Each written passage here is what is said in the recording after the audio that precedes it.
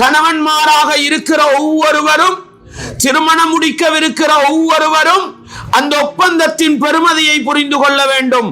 அல்லாஹ் எப்படி சொல்கிறான்? ஆண் சமூகத்தை விழித்து அல்லாஹ்வுடைய தூதர் சொன்னார்கள், குடும்ப வாழ்க்கையில் எங்கிருந்து பிரச்சனை ஆரம்பிக்கிறது? அல்லாஹ்வுடைய தூதர் அந்த ஹஜ்ஜத்துல் வதா உரையிலே ஒரு மனைவி கணவனுக்கு செய்ய வேண்டிய கடமை என்ன, ஒரு கணவன் மனைவிக்கு செய்ய வேண்டிய கடமை என்ன என்பதை அழகாக சொல்லி தந்தார்கள். சில பேர் பொண்ணு தேடுறது எப்படி தெரியுமா? எப்படி தேடுறாங்க? வீட்டுக்கு பொண்ணு. வீட்டுக்கு பொண்ணு இல்லங்க, வீட்டுக்கு பொண்ணு கிடையாது. திருமணம் முடிக்கிற ஆண் மகனுக்குத்தான் பொண்ணு. உங்களுடைய மனைவி சில நேரம் வாழுகிற பொழுதோ உங்களுடைய பேச்சை கேட்க மாட்டாள். அது மனைவிக்கு சொல்ல வேண்டிய அட்வைஸ். கணவனுடைய பேச்சை கேட்காமல் வாழ்வது மனைவிக்கு பாவம், அது வேற. கேட்கவில்லை என்றால், உங்களுடைய அறிவுரைகளை அவள் ஏற்கவில்லை என்றால், இஸ்லாம் சொல்லக்கூடிய ஆழமான செய்தி என்ன தெரியுமா? உங்களை நம்பி திருமணம் முடித்து தந்தால் குடும்பத்தில் நீங்கள் மட்டுமல்ல, உங்களுடைய தாய் ஒரு பக்கம் வருகிறாள். 5 மணிக்கு நீ எழும்போ, சாப்பாடாக்கு, கணவனுக்கு டீ ஊத்தி கொடு. உங்களுடைய மனைவியின் விடயத்தில் உங்களுடைய தாய்க்கு அதிகாரம் இல்லை, உங்களுடைய அக்கா தங்கச்சிமாருக்கு அதிகாரம் இல்லை, உங்களுடைய நானா தம்பிமாருக்கு அதிகாரம் இல்லை. இதை விளங்காததனாலதான் குடும்ப வாழ்க்கையில் நிறைய இளைஞர்கள் பிரச்சனைப்படுகிறார்கள். சகோதரர்களே, மார்க்க வரம்புக்கு வெளியே போனா அல்லாஹ் சொன்னதை சொல்லுங்க, அட்வைஸ் பண்ணுங்க. இஸ்தௌசு பின் நிசாஇ கைரா, பெண்களுக்கு நல்லதை சொல்லுங்க. மனைவியே, நீ இப்படி செஞ்சா நரகம் போயிருவாய், இப்படி செஞ்சா அல்லாஹ்வுடைய தூதருக்கு மாறு செஞ்சிருவாய். கணவனுடைய குடும்பத்தவர்கள் எல்லாம் வாராங்க. வார நேரத்தில் அவள் சொல்றாள், என்னால இன்னைக்கு சாப்பாடு ஆக்கலாது, உங்களோட குடும்பத்துக்கு நீங்க ஹோட்டலால ரெஸ்டாரண்டால சாப்பாடு கொண்டு வந்து கொடுங்க என்றால், உங்களுடைய மனைவிமார்களிடத்தில் காணுகின்ற ஒரு சில தப்புகளுக்காக, ஒரு சில தவறுகளுக்காக, குடும்பத்துல கூட்டு குடும்பமாக இருந்தா எங்களை நிறைய பேர் செய்யறது என்ன? உம்மா இருக்க, அக்கா தங்கச்சிமார் இருக்க, நானா தம்பிமார் இருக்க, மனைவியிட குறைய பேசி திரிகிறது இல்லையா? இருக்குதா இல்லையா? ஆண்களை ஏன் பெண்களை நிர்வகிக்க வைத்தது? ஆண்களுக்கு ஒரு சிறப்பு இருக்கு. என்ன? ஆனால் ஒரு பெண்ணை ஒருவன் திருடிவிட்டால், ஒரு பெண்ணை கடத்தி சென்றால், தங்கத்தை தேடுவதற்கு முன்னால், பணத்தை தேடுவதற்கு முன்னால், அவளை கொலை செய்வதற்கு முன்னால் அவளுடைய உடம்புல ஒரு பெருமதியான சொத்து இருக்குது. என்ன சொத்து அது? மனைவிமாருக்கு யார் செலவழிக்க வேண்டும்? மனைவிக்காக குடும்பத்தை எதிர்க்கவும் வேண்டாம், குடும்ப உறவுகளுக்காக மனைவியை நோவினை செய்து அல்லாஹ்விடத்தில் குற்றவாளியாகவும் வேண்டாம் என்கிற பாடத்தை ஒரு பெண்மணிக்கு கணவனுடைய நானா தம்பிமார் மரணத்துக்கு நிகர் என்று சொல்லும். எங்கட கசியர் தொடர்பு யாருகிட்ட? மனைவிமாருகிட்ட. எங்கட அக்கவுண்ட் பேலன்ஸ் யாருகிட்ட? மனைவிமாருகிட்ட. எங்கட வீட்டுல சாப்பாட தீர்மானிக்கிறது யாரு? மனைவி. ஒரு பெண்மணி கணவனுடைய சொத்திலிருந்து கணவனுக்கு தெரியாமல் எடுத்து கொடுத்தால், யாருக்கு கொடுத்தாலும் சாப்பாடாக்கி வச்சிருப்பாள், ருசியே இருக்காது. நம்ம பிளேட்டை தூக்கி முகத்துக்கு ஒரே அடி. இதானே பிரச்சனை. அவள் உங்களை வரவேற்கிறதுக்கு ஒரு டீயை ஊத்தி வச்சிருப்பாள், நீங்க வந்த வருது அப்படின்னு துப்பினீங்கண்டா, நோன்பு பிடித்திருக்கிற நிலையில் கூட அல்லாஹ்வுடைய தூதர் மனைவிக்கு பக்கத்திலே படுத்திருப்பார்கள் என்றால், நபிகளார் மனைவிமாரோட நடந்து கொண்ட முறையை பேசினா அது தனி இன்பமான ஒரு வரலாறு. சகோதரர்களே, கணவன்மார்களாக மாற வேண்டுமாக இருந்தால் முன்மாதிரி மிக்க நபி அவர்களிடத்திலிருந்து வாழ்க்கையை படிக்க வேண்டும். சகோதரர்களே,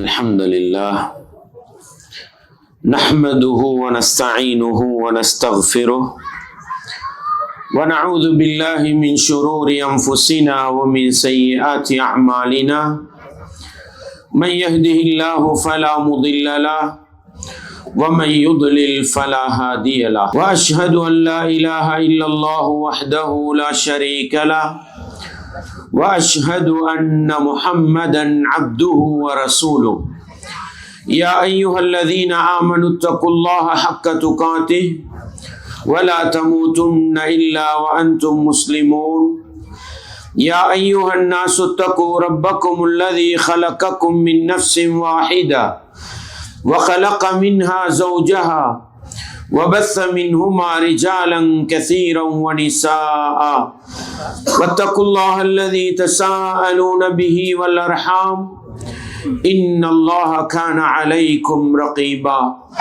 يا أيها الذين آمنوا اتقوا الله وقولوا قولا سديدا يصلح لكم أعمالكم ويغفر لكم ذنوبكم ومن يطع الله ورسوله فقد فاز فوزا عظيما أما بعد فإن أصدق الحديث كتاب الله وخير الهدي هدي محمد صلى الله عليه وسلم وشر الأمور محدثاتها وكل محدثة بدعة وكل بدعة ضلالة وكل ضلالة في النار.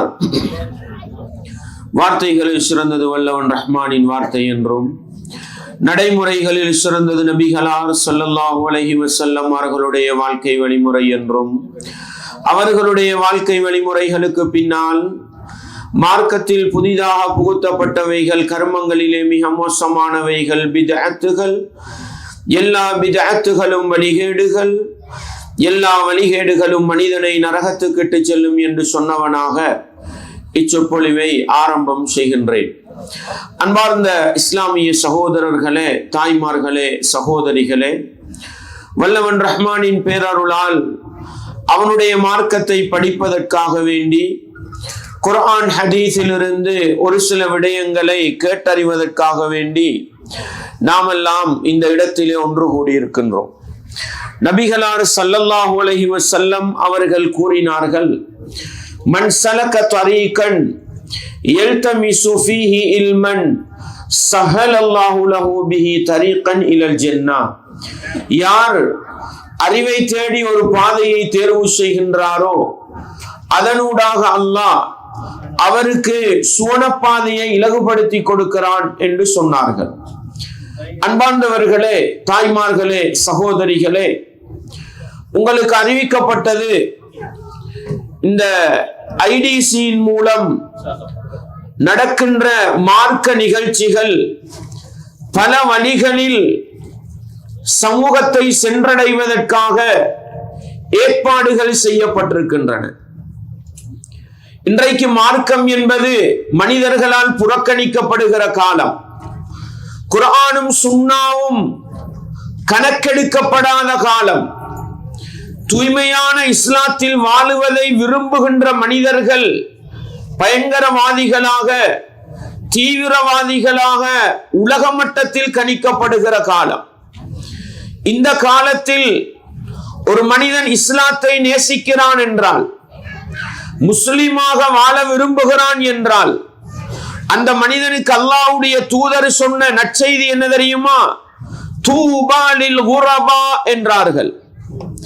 மார்க்கம் புறக்கணிக்கப்படுகிற காலத்தில், இஸ்லாம் கணக்கெடுக்கப்படாத காலத்தில் யாரெல்லாம் இஸ்லாத்தை பின்பற்றுகிறார்களோ, யாரெல்லாம் இஸ்லாத்தை தன்னுடைய வாழ்க்கையில் நடைமுறைப்படுத்த வேண்டும் என்று ஆசைப்படுகிறார்களோ அவர்களுக்கு சுபசோபனம் உண்டாகட்டும் என்றார்கள், நற்செய்தி உண்டாகட்டும் என்றார்கள். அன்பார்ந்தவர்களே, இஸ்லாம் புறக்கணிக்கப்படுகிற காலத்தில், குர்ஆனும் சுன்னாவும் கணக்கெடுக்கப்படாத இந்த காலத்தில் இஸ்லாமிய பிரச்சாரம் நடக்கின்ற மையங்களில் நாங்கள் இருந்து கொண்டு இஸ்லாத்தை படிப்போமாக இருந்தால், குர்ஆனையும் சுன்னாவையும் தேடி அறிவோமாக இருந்தால், கற்றுக்கொள்வோமாக இருந்தால், இஸ்லாம் எனக்கும் உங்களுக்கும் தருகிற சிறப்பு பாக்கியம் என்ன தெரியுமா? மன் சலக தரீகன் யல்தமிசு ஃபீஹி இல்மன் ஸஹலல்லாஹு லஹு பிஹி தரீகன் இலல் ஜன்னah. அறிவை தேடி ஒரு பாதையை தேர்வு செய்தால் அதனூடாக அல்லாஹ் சுவனப்பாதையை லேசாக்குகிறான் என்றார்கள். அன்பார்ந்தவர்களே, பகல் நேரத்திலே தொழில் துறவுகளில் ஈடுபடுகிறோம், வேலை வெட்டிகளில் ஈடுபடுகிறோம். ரமலானுடைய இரவு நேரம் இரவு தொழுகையிலே ஈடுபட்டு விட்டு அல்லாஹ்வுடைய வேதம் அல் குர்ஆனில் இருந்து ஒரு செய்தியை படிக்க வேண்டும். நபிகளாருடைய வாழ்க்கை வழிமுறை அஸ்-சுன்னாவில் இருந்து ஒரு ஹதீஸை படிக்க வேண்டும் என்ற ஆசையோடு நானும் நீங்களும் இந்த இடத்திலே வந்து அமர்ந்திருக்கிறோம் என்றால், அல்லாஹ் எனக்கும் உங்களுக்கும் இந்த அறிவு பாதையின் ஊடாக சுவனப்பாதையை இலகுபடுத்தி தர போதுமானவன் என்கிற அந்த விடயத்தை நினைவூட்டியவனாக, முன்மாதிரி முஸ்லிம் என்ற அடிப்படையில் மனிதனாக பிறந்து வாழுகின்ற ஒவ்வொரு மனிதனும் வயதுக்கு வருகின்ற பொழுது, திருமண தேவை ஏற்படுகின்ற பொழுது, திருமணம் முடிப்பதற்கான வசதிகளும் வாய்ப்புகளும் வருகின்ற பொழுது, விரும்பியோ விரும்பாமலோ அவன் திருமணம் முடிக்கின்றான். தனக்கு என்ற ஒரு வாழ்க்கை துணையை தேடிக் கொள்கிறான். ஒரு முஸ்லிமை பொறுத்தவரையில், ஒரு முஃமினை பொறுத்தவரையில் திருமணத்தை வெறுக்க முடியாது. நபிகளார் ஸல்லல்லாஹு அலைஹி வஸல்லம் அவர்களுடைய வீடு தேடி 3 நபித்தோழர்கள் வருகிறார்கள். நபிகளாருடைய வணக்க வழிபாடுகளை எல்லாம் கேட்டுவிட்டு ஒருவர் சொல்கிறார், நான் பகல் முழுக்க நோன்பு பிடிக்க போகிறேன் என்கிறார். இன்னொருவர் சொல்கிறார், இதன் பிறகு நான் இரவு முழுக்க நின்று வணங்க போகிறேன் என்கிறார். மூன்றாவது மனிதர் சொல்கிறார், நான் திருமணம் முடிக்காமல் என்னுடைய வாழ்க்கையை அல்லாஹ்வுக்கு என்று கொடுக்க போகிறேன் என்கிறார். அல்லாஹ்வுடைய தூதர் வந்த பிறகு நபிகளாருடைய மனைவி இந்த 3 பேரின் கருத்துக்களையும் சொன்ன பொழுது அந்த 3 தோழர்களையும் அழைத்து அல்லாஹ்வுடைய தூதர் சொன்னார்கள், நீங்கள் 3 பேருமா இப்படி சொன்னீர்கள்? நான் எப்படிப்பட்டவன் தெரியுமா? நான் பகல் நேரத்தில் நோன்பு பிடிக்கிறேன், நோன்பு இல்லாமலும் வாழுகிறேன், இரவையில் தூங்கவும் செய்கிறேன், நின்றும் வணங்குகிறேன், திருமணம் முடித்து வாழ்க்கை நடத்துகிறேன் என்று சொல்லிவிட்டு தான் சொன்னார்கள், மன் ரகிப அன் சுன்னதி ஃபலைஸ மின்னி, யார் என்னுடைய சுன்னாவை வெறுக்கின்றாரோ. நபிகளார் திருமணம் முடித்தார்கள், அந்த சுன்னாவை யார் வெறுக்கின்றாரோ அவர் என்னை சார்ந்தவர் அல்ல என்றார்கள். எனவே நபிகளாரை நேசிக்கின்ற, இந்த உலகத்துக்கு முன்மாதிரியாக வாழ விரும்புகின்ற ஒவ்வொரு முஸ்லிமும் வயதுக்கு வந்து, திருமண தேவையும் வந்து, வசதி வாய்ப்புகளும் வந்துவிட்டால் அவன் கட்டாயம் திருமணம் முடிக்க வேண்டும் என்று வலியுறுத்திய மார்க்கம் இஸ்லாம். அன்பார்ந்தவர்களே, தாய்மார்களே, சகோதரிகளே, திருமண வாழ்க்கை என்று சொல்கிற பொழுது அதிலே இணையக்கூடிய 2 பேர் கணவன் மனைவி என்று அழைக்கப்படுகிறார்கள். அன்பார்ந்தவர்களே, கணவன்மார்களாக உலகத்தில் வாழுகிற எங்களுக்கு, அல்லது கணவன்மாராக எதிர்காலத்தில் மாற வேண்டும் என்று ஆசைப்படுகின்ற எங்கள் சமூகத்தின் இளைஞர்களுக்கு முன்மாதிரியாக ஒரு கணவன் எப்படி இருக்க வேண்டும் என்று இஸ்லாம் எப்படிப்பட்ட வழிகாட்டல்களை காட்டித் தருகிறது என்பதை நாங்கள் பார்ப்போமாக இருந்தால், அன்பார்ந்தவர்களே, திருமணம் என்று சொல்லுகின்ற பொழுது நினைத்த மாதிரி அதை என்ன செய்ய முடியாது, மேற்கொள்ள முடியாது. மாறாக கணவனின் குடும்பத்தவர்கள், மணமகனின் குடும்பத்தவர்கள் இணங்கி, மணமகனுடைய விருப்பத்தோடு மணமகளின் குடும்பத்தவர்கள் விரும்பி, மணமகளின் விருப்பத்தோடு நடக்கின்ற ஒரு ஒப்பந்தம் இருக்கிறது. அந்த ஒப்பந்தம் என்ன தெரியுமா? அந்த ஒப்பந்தம் என்ன தெரியுமா? பெண்ணுடைய பொறுப்புதாரி தன்னுடைய மகளை மணமகனுக்கு மனம் முடித்து கொடுப்பது, அல்லாஹ்வுடைய பெயரை சொல்லி திருமணம் முடித்து கொடுப்பது. இந்த ஒப்பந்தத்திற்கு இஸ்லாம் சொன்ன வார்த்தை என்ன தெரியுமா? இதைத்தான் நானும் நீங்களும் புரிந்து கொள்ள வேண்டும். கணவன்மாராக இருக்கிற ஒவ்வொருவரும், திருமணம் முடிக்கவிருக்கிற ஒவ்வொருவரும் அந்த ஒப்பந்தத்தின் பெருமதியை புரிந்து கொள்ள வேண்டும். அல்லாஹ் எப்படி சொல்கிறான்? 4வது அத்தியாயம் 21வது வசனம், வஅഖذன மின்கும் மீசாகன் கலீதா. அல்லாஹ் சொல்கிறான், திருமணத்தின் மூலம் நீங்கள் மிக பலமான, மிக உறுதியான ஒரு உடன்படிக்கையை எடுக்கிறீர்கள். அது சாதாரணமான உடன்படிக்கை அல்ல. அன்பார்ந்தவர்களே, இந்த வசனத்துக்கு விளக்கம் சொன்ன நபித்தோழர்கள் குர்ஆனுக்கு விளக்கம் சொன்ன முஃபஸ்ஸிரீன்கள் அந்த உறுதியான உடன்படிக்கை என்றால் என்ன? தான் திருமணம் முடித்த மனைவியோடு நல்ல முறையிலே வாழ முடியுமா? அவளை நல்ல முறையில் வாழ வைக்க முடியுமா? சந்தோஷத்தோடு, திருப்தியோடு, மகிழ்ச்சியோடு வாழ வைக்க முடியுமா? வாழ வேண்டும். சந்தோஷமாக வாழ வைக்க முடியவில்லையா? திருப்தியாக வாழ வைக்க முடியவில்லையா? அநியாயம் செய்கிற நிலை வருகிறதா? மனைவியை கொடுமை செய்கிற நிலை வருகிறதா? மனைவியின் உள்ளத்தை நோகடிக்கின்ற நிலை வருகிறதா? இஸ்லாம் சொல்லும் என்ன தெரியுமா?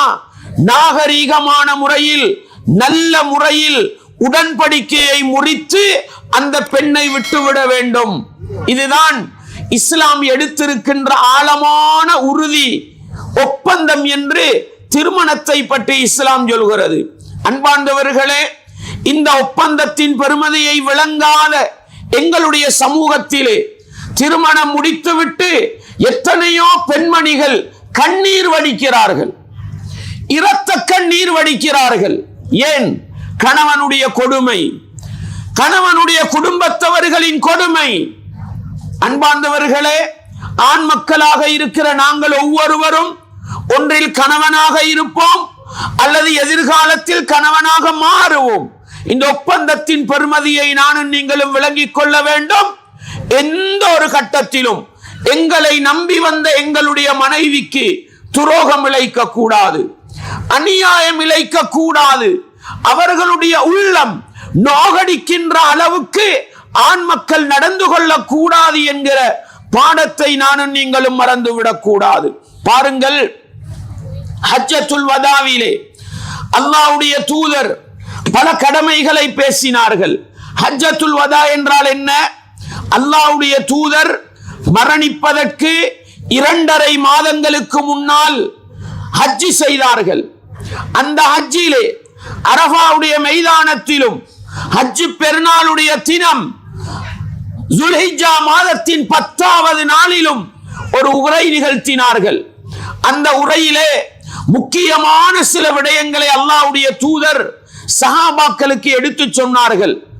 அதற்குத்தான் பிரியாவிடையில் ஆற்றப்பட்ட உரை என்பார்கள். அன்பார்ந்தவர்களே, அந்த உரை நிகழ்த்தி சுமார் 75-80 நாட்கள் கழிகிற பொழுது அல்லாஹ்வுடைய தூதர் இந்த உலகத்தை விட்டும் பிரிந்து போனார்கள். அந்த உரையிலே அல்லாஹ்வுடைய தூதர் ஞாபகப்படுத்திய வார்த்தை முஸ்லிமிலே பதிவு செய்யப்பட்டிருக்கிறது. ஆண் சமூகத்தை விழித்து அல்லாஹ்வுடைய தூதர் சொன்னார்கள், ஃபத்தகுல்லாஹ ஃபின்னிஸா, பெண்களுடைய விடயத்தில், மனைவிமார்களின் விடயத்தில் நீங்கள் அல்லாஹ்வை பயந்து கொள்ளுங்கள். மனைவிமார்களின் விடயத்தில் அல்லாஹ்வை பயந்து கொள்ளுங்கள். ஃபஇன்னகும் அகதுதுமூஹுன்ன பிஅமானில்லாஹ், ஏனென்றால் நீங்கள் அவர்களை கரம் பிடித்திருப்பது, வாழ்க்கை துணையாக எடுத்திருப்பது அல்லாஹ்வுடைய பொருத்தத்தின் கீழால், அல்லாஹ்வோடு செய்து கொண்ட ஒப்பந்தத்தின் கீழால் அவர்களை நீங்கள் கரம் பிடித்திருக்கிறீர்கள். வஸ்தஹலல்தும் ஃபுரூஜஹுன்ன பிகலிமத்தில்லாஹ், அல்லாஹ்வுடைய தூதர் சொன்னார்கள், அவர்களுடைய கற்பை நீங்கள் ஹலாலாக்கி கொண்டிருப்பது அல்லாஹ்வுடைய வார்த்தையை கொண்டு என்று சொன்னார்கள். திருமண மஜ்லிஸிலே என்ன சொல்லி திருமணம் முடித்து வைப்பார்கள்? அல்ஹம்துலில்லாஹ் என்று அல்லாஹ்வை புகழ்ந்து ஹம்து ஸலவாத்து சொல்லிதான் திருமணம் முடித்து வைப்பார்கள். அன்பார்ந்தவர்களே, என்றால் திருமண ஒப்பந்தம் என்பது நானும் நீங்களும் நினைத்து செய்து கொள்வதல்ல. அல்லாஹ்வுடைய பொறுப்புக்கு கீழால் அல்லாஹ்வுடைய வார்த்தையை சொல்லித்தான் மனைவியை நாங்கள் கரம் பிடிக்கிறோம் என்றால் அவர்களுடைய விடயத்தில் அல்லாஹ்வை பயந்து கொள்ளுங்கள், அவர்களுடைய விடயத்தில் எச்சரிக்கையாக இருங்கள் என்று ஆண் சமூகத்துக்கு அல்லாஹ்வுடைய தூதர் ஸல்லல்லாஹு அலைஹி வஸல்லம் அவர்கள் சொன்னார்கள் என்றால், அன்பார்ந்தவர்களே, கணவன்மார்களே, எங்களுடைய மனைவியின் பெருமதியை நானும் நீங்களும் விளங்க வேண்டும். இஸ்லாம் அவர்களுக்கு கொடுத்திருக்கின்ற அந்தஸ்து என்ன என்பதை விளங்கிக் கொள்ள வேண்டும். வெறுமனே நாங்கள் ஆண்கள், நாங்கள் சர்வாதிகாரிகள், நாங்கள் அடக்கி ஆளக்கூடியவர்கள் என்று நினைத்த மாதிரி தன்னுடைய மனைவியோடு நடந்து கொள்ள முடியாது என்கிற பாடத்தை இஸ்லாம் எனக்கும் உங்களுக்கும் சொல்லித் தருகிறது என்பதை நானும் நீங்களும் மறந்துவிடக் கூடாது. அன்பார்ந்தவர்களே, இஸ்லாமிய உறவுகளே, குடும்ப வாழ்க்கையில் எங்கிருந்து பிரச்சனை ஆரம்பிக்கிறது? எங்கிருந்து பிரச்சனை ஆரம்பிக்கிறது? கணவனாக இருப்பவர் தன்னுடைய மனைவிக்கு தான் என்ன செய்ய வேண்டும் என்கிற கடமையை படிக்காத தெரியாத போதும், ஒரு மனைவியாக வாழக்கூடியவள் தன்னுடைய கணவனுக்கு செய்ய வேண்டிய கடமை என்ன என்பதை சரியாக புரியாததன் காரணமாகத்தான் குடும்ப வாழ்க்கையிலே ஏகப்பட்ட பிரச்சனை ஆரம்பிக்கிறது. அன்பார்ந்தவர்களே, இஸ்லாமிய உறவுகளே, தாய்மார்களே, சகோதரிகளே, கணவன்மாருக்குத்தானே அறிவுரை போகிறது என்று நீங்கள் வெறுமனே சென்று விடாமல் உங்களுடைய வீட்டிலே வருகின்ற ஆண் மகனுக்கு, திருமணம் முடிக்கவிருக்கின்ற உங்களுடைய ஆண் பிள்ளைகளுக்கு இந்த அறிவுரைகளை சொல்லிக் கொடுங்கள். மனைவியோடு எப்படி வாழ வேண்டும், மனைவிக்கு செய்ய வேண்டிய கடமை என்ன என்பதை சரியாக உணர்த்துகிற பொழுதுதான் ஒரு குடும்ப வாழ்க்கை சந்தோஷமாக மகிழ்ச்சிகரமானதாக போகும் என்பதை ஆண் சமூகம் நாங்கள் வாழ்க்கையிலே நடைமுறைப்படுத்தி காட்ட வேண்டும். பெண் சமூகம் நீங்கள் உங்களுடைய ஆண் மக்களுக்கு சொல்லிக் கொடுக்க வேண்டும். அன்பார்ந்தவர்களே, திருமணம் என்பது வெறுமனே ஆசைக்கு மட்டும் முடிப்பதல்ல. திருமணம் என்பது வெறுமனே ஆசைக்கு மட்டும் முடிப்பதல்ல. அந்த வாழ்க்கை பொருத்தமான வாழ்க்கையாக இருந்தால், நிம்மதி சந்தோஷமான வாழ்க்கையாக இருந்தால், அல்லாஹ் காட்டி தந்த பிரகாரம், நபிகளார் வாழ்ந்து காட்டிய பிரகாரம் ஒரு குடும்பம் வாழுமாக இருந்தால், குடும்பத்தை சுவனத்துக்கு அழைத்து செல்லுகிற ஒரு சிறந்த வாழ்க்கை பயணம்தான் குடும்ப வாழ்க்கை என்பதை ஒவ்வொரு ஆண்மகனும் ஒவ்வொரு கணவன்மாரும் புரிந்து கொள்ள வேண்டும் என்பதை மறந்துவிடக் கூடாது. அன்பார்ந்தவர்களே, அல்லாஹ்வுடைய தூதர் அந்த ஹஜ்ஜத்துல் வதா உரையிலே ஒரு மனைவி கணவனுக்கு செய்ய வேண்டிய கடமை என்ன, ஒரு கணவன் மனைவிக்கு செய்ய வேண்டிய கடமை என்ன என்பதை அழகாக சொல்லி தந்தார்கள். இதை நானும் நீங்களும் உள்ளத்தில் ஆழமாக நிறுத்த வேண்டும். கணவன்மாராக வாழுகிற நாங்கள் புரிய வேண்டியது, என்னுடைய மனைவி எனக்கு செய்ய வேண்டிய கடமை என்ன. இந்த கடமையை விளங்காததுதான் நிறைய குடும்பங்களில் பிரச்சனை வருவதற்கு காரணம். பாருங்கள், அல்லாஹ்வுடைய தூதர் சொல்கிறார்கள், வலக்கும் அலைஹின்ன அல்லா யூத்திஅன ஃபுர்ஸக்கும் அஹதன் தக்ரஹூனஹு. நீங்கள் வெறுக்கின்ற ஒரு ஆண் மகனுக்கு உங்களுடைய படுக்கையில் இடம் கொடுக்காமல் இருப்பதுதான் ஒரு மனைவி கணவனுக்கு செய்ய வேண்டிய கடமை என்றார்கள். என்ன சொன்னார்கள்? என்ன சொன்னார்கள்? நீங்கள் வெறுக்கின்ற ஒரு ஆண் மகனுக்கு என்றால், பொதுவாக ஒரு மனுஷத்தன்மையுள்ள ஒரு ஆண்மகன், ஆண்மையுள்ள ஒரு ஆண்மகன் தன்னுடைய படுக்கையில இன்னொரு ஆண் வந்து படுக்கிறத விரும்ப மாட்டான். அதை வைத்துத்தான் அல்லாஹ் சொல்கிறான், நீங்கள் வெறுக்கின்ற ஒரு ஆண் உங்களுடைய படுக்கையில் வந்து படுப்பதற்கு ஒரு மனைவி இடம் கொடுக்க மாட்டாள், கொடுக்க கூடாது. இது மட்டும்தான் ஒரு மனைவி கணவனுக்கு செய்ய வேண்டிய கடமை. இன்னொரு வார்த்தையில் சொல்வதானால், அல்லாஹ்வுடைய தூதர் சொன்னார்கள், வல் மர்அத்து ராயியத்துன் ஃபீ பைத்தி ஸௌஜிஹா.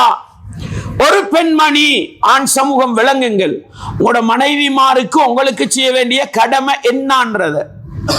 வல் மர்அத்து ராயியத்துன் ஃபீ பைத்தி ஸௌஜிஹா. ஒரு பெண்மணி தன்னுடைய கணவனின் வீட்டுக்கு பொறுப்பாளியாக இருக்கிறாள். வஹிய மஸ்ஊலத்துன் அன் ரஇயத்திஹா. அவளுடைய பொறுப்பை பற்றி அவள் மறுமை நாளையிலே விசாரிக்கப்படுவாள். உங்களோட மனைவி உங்களுக்கு செய்ய வேண்டிய கடமை என்ன தெரியுமா? உங்களுடைய வீட்டை உங்களுக்கென்று பாதுகாக்க வேண்டும், உங்களுடைய படுக்கையை உங்களுக்கென்று பாதுகாக்க வேண்டும், உங்களுடைய சொத்து செல்வங்களை உங்களுக்கென்று பாதுகாக்க வேண்டும், உங்களுடைய பிள்ளை குட்டிகளை உங்களுக்கென்று பாதுகாக்க வேண்டும். இவ்வளவுதான் அவர்களுக்குரிய கடமை. இந்த கடமையை விளங்காததனால எத்தனை விடயங்களை எங்களுடைய மனைவிமார்கள் மீது நாங்கள் சுமத்தி வைத்திருக்கிறோம் தெரியுமா? எதனால பிரச்சனை வருது தெரியுமா? திருமணம் முடித்து வீட்டுக்கு வந்தவுடனே மனைவிக்கு சில அழுத்தங்கள். என்ன அழுத்தம்? என்ற உம்மாக்கு நீதான் சாப்பாடாக்கி போடணும், என்ற நானா தம்பிமார் இருக்கிறாங்க, அவர்களுக்கு நீதான் ஆடை கழுவி கொடுக்க வேண்டும், அவர்களுக்கு நீதான் அனைத்து வேலைகளையும் செய்ய வேண்டும், என்ற தாத்தா தங்கச்சி இருக்கிறாங்க, அவர்களுக்கு வேலை செய்ய வேண்டும், நேரத்துக்கு சாப்பாடாக்கி போட வேண்டும், வீட்டை கூட்ட வேண்டும், வீட்டு கடமைகளை எல்லாம் செய்ய வேண்டும். நஊது பில்லாஹ், நஊது பில்லாஹ்.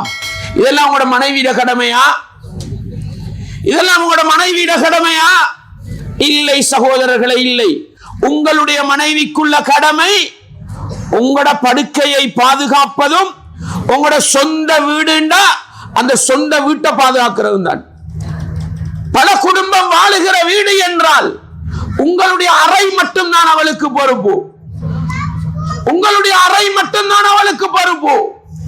உங்களுடைய தாயை பார்ப்பது அவளுக்கு கடமை இல்லை, உங்களுடைய அக்கா தங்கச்சிக்கு வேலை செய்வது அவளுக்கு கடமை இல்லை, உங்களுடைய நானா தம்பிக்கு சேவை புரிவது அவளுக்கு கடமை இல்லை. கடமை இல்லாததை எல்லாம் தலையின் மீதே சுமத்தாட்டி அவள் செய்யவில்லையா அநியாயம் இழைக்கிறோம், கொடுமைப்படுத்துகிறோம். சில பேர் பொண்ணு தேடுறது எப்படி தெரியுமா? எப்படி தேடுறாங்க? வீட்டுக்கு பொண்ணு. வீட்டுக்கு பொண்ணு இல்லங்க, வீட்டுக்கு பொண்ணு கிடையாது. திருமணம் முடிக்கிற ஆண் மகனுக்குத்தான் பொண்ணு. அந்த இரண்டு பேரும் தான் எப்படி வாழ வேண்டும் என்பதை முடிவெடுக்க வேண்டும். ஆனா இன்னைக்கு என்ன நடக்குது? குடும்பத்துல மாமாவும் மாமியும் சேர்ந்து கொண்டு அவர்கள் தான் மருமகளை ஆள வேண்டுமாம், அவங்க சொல்ற மாதிரி மருமகள் வாழ வேண்டுமாம். மைனிமார், மைனிமார் சொல்லுவீங்க, அன்னிமாரு, அன்னிமாருன்னு அன்னிமார் சொல்ற மாதிரி தான் மருமகள் வாழ வேண்டுமாம். நஊது பில்லாஹ். யாரு சொன்னது? இல்லை சகோதரர்களே, அல்லாஹ்வுக்காக சொல்கிறேன். இஸ்லாமிய மார்க்கம் அற்புதமானது. மனித சமூகம் உலகத்திலும் நல்லவர்களாக வாழ்ந்து மறுமையிலே வெற்றி பெறுவதற்கு மனிதநேயத்துடன் வாழ்க்கை வழிமுறையை காட்டி தந்த மார்க்கம் இஸ்லாம். இஸ்லாம் ஒரு மனைவிக்கு கொடுக்காததை எல்லாம் தலையிலே சுமத்தாட்டி, உங்களுடைய மனைவியை நீங்கள் வெறுக்காதீர்கள், உங்களுடைய மனைவிக்கு நீங்கள் கொடுமைப்படுத்தாதீர்கள், உங்களுடைய மனைவியை நெருக்கடிக்கு உள்ளாக்காதீர்கள். அன்பார்ந்தவர்களே, எந்த அளவுக்கு இஸ்லாம் சொல்கிறது தெரியுமா? உங்களுடைய மனைவி சில நேரம் வாழுகிற பொழுதோ உங்களுடைய பேச்சை கேட்க மாட்டாள். அது மனைவிக்கு சொல்ல வேண்டிய அட்வைஸ். கணவனுடைய பேச்சை கேட்காமல் வாழ்வது மனைவிக்கு பாவம், அது வேற.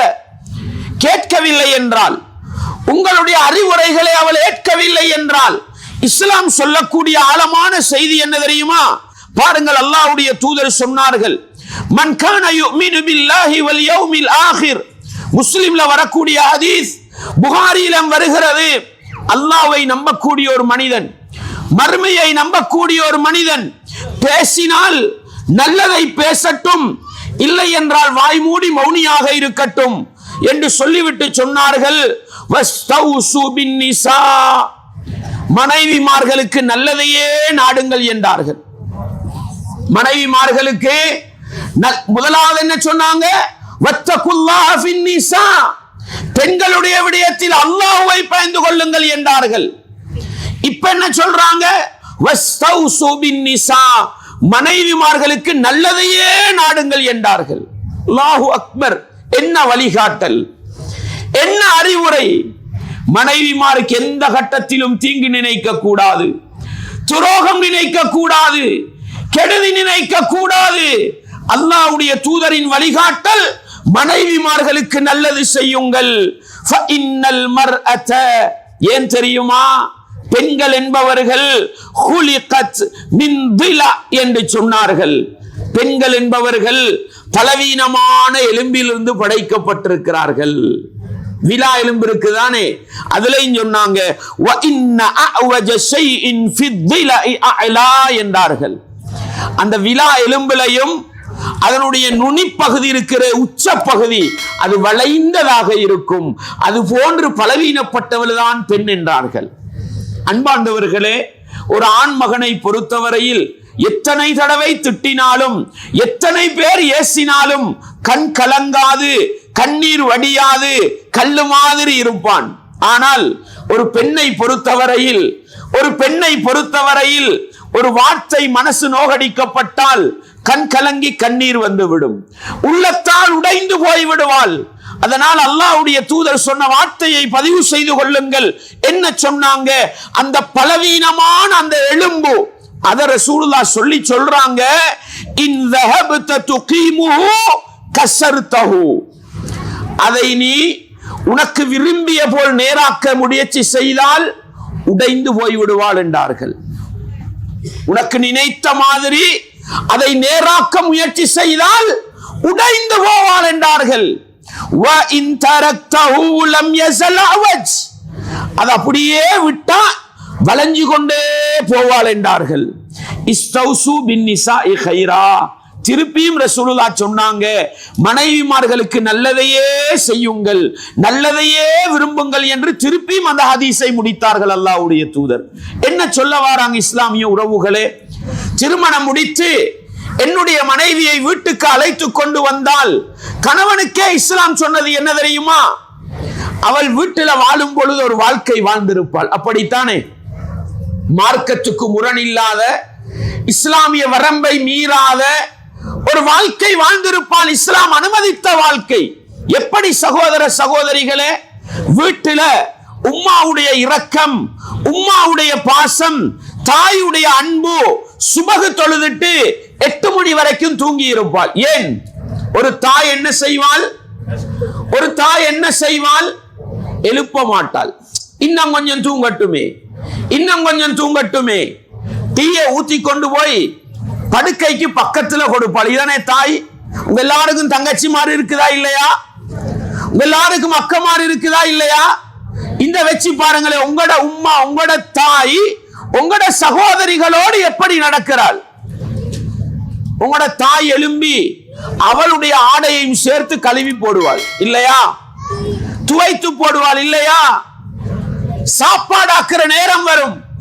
சில நேரம் உங்களோட தங்கச்சி உங்களோட அக்கா ஆக்க போனாலும் நீ போய் இரு முன்னுக்கு, நான் சாப்பாடு சமைச்சு தரேன் தின்னு என்ன செய்வாள் ஒரு தாய்? பெண் பிள்ளைகளை சமைக்க விட மாட்டாள்.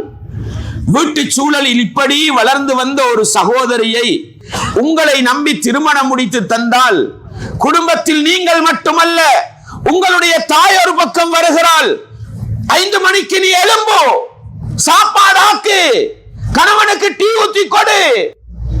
அந்த ரூம்ல, அந்த கட்டில்ல சகோதரி நிம்மதியாக தூங்கி கொண்டிருப்பாள் இல்லையா? எங்களுடைய வீடுகளுக்குள் இந்த அநியாயம் நடக்கிறதா இல்லையா? இன்னொரு பக்கத்திலே பகல் நேரம் வருகிற பொழுதோ இவா குசுனிக்கு வந்து வேலை செய்துவாள். மருமகளை பார்த்து, நான் சாப்பாடு ஆக்குறேன் எல்லாம் செஞ்சுதா. அங்கால அக்கா டிவி பார்த்து கொண்டிருப்பார், இங்கால தங்கச்சி அவளுடைய வேலையை செய்து கொண்டிருப்பாள். மருமகள் வீட்டு வேலைக்காரி போன்று.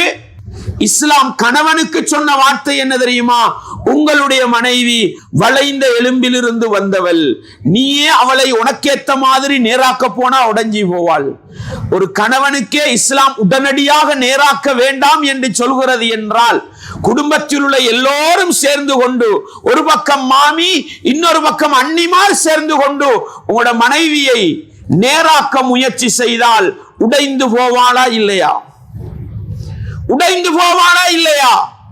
எங்களுடைய குடும்பங்களில் இப்படி மனைவிமாருக்கு அநியாயம் நடக்கிறதா இல்லையா? அன்பார்ந்தவர்களே, உங்களை நம்பி வந்த உங்களுடைய மனைவியை உங்களுடைய தங்கச்சி போன்று பாருங்கள், உங்களுடைய அக்கா போன்று பாருங்கள்.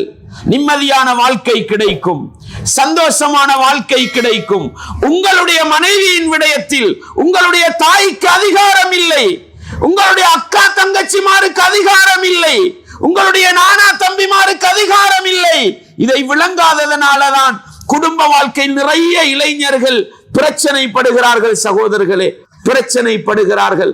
அந்த அளவுக்கு உங்களுடைய வீட்டுக்குள் ஒரு சூழ்நிலை வந்தால், கூட்டு குடும்பமாக வாழுகிற நிலை வந்தால், அல்லாஹ்வுக்காக நான் உங்களுக்கு சொல்கிறேன், அல்லாஹ் சொல்கிறான், உங்களுடைய மனைவிமார்களை நீங்கள் வாழ்வதற்கென்றெடுக்கின்ற தனி வீட்டிலே வையுங்கள் என்று அல்லாஹ் சொல்கிறான்.